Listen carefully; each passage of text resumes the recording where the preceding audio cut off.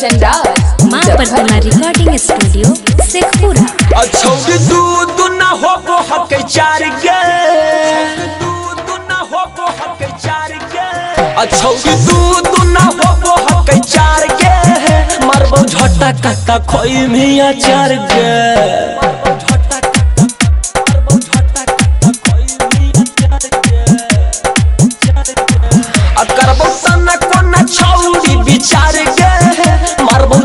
काटा खोई अचार गे, नमो शिवाय छौरी नमो शिवाय, बोल लेगे छौरी नमो शिवाय, हमहु करब बौरी हमर सभे भाई, बोल लेगे छौरी नमो शिवाय, नमो शिवाय छौरी नमो शिवाय, बोल लेगे छौरी नमो शिवाय। कि बड़ी दिन से पड़ल हलियो छौरी के पीछा, आज जाके पूरा हो तो हमर गे इच्छा।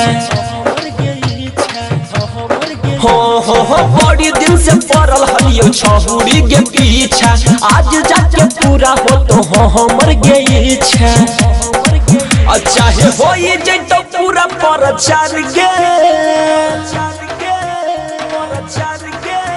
चाहे हो जैतो पूरा प्रचार गे, मारबो झटा काटा खोई मिया चार गे, नमो शिवाय छौरी नमो शिवाय, बोल लेगे छौरी नमो शिवाय, हमहु करब बौरी हमर सभे भाई, बोल लेगे छौरी नमो शिवाय, नमो शिवाय छौरी नमो शिवाय, बोल लेगे छौरी नमो शिवाय।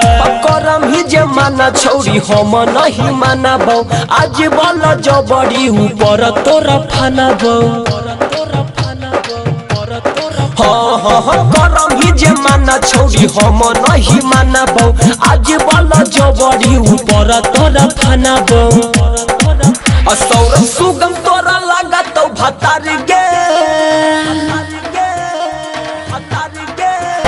सलेंडरा तो लागत भतार गे, मारबो झटा काट खोई मिया चार गे, मारबो झटा काट खोई मिया चार गे,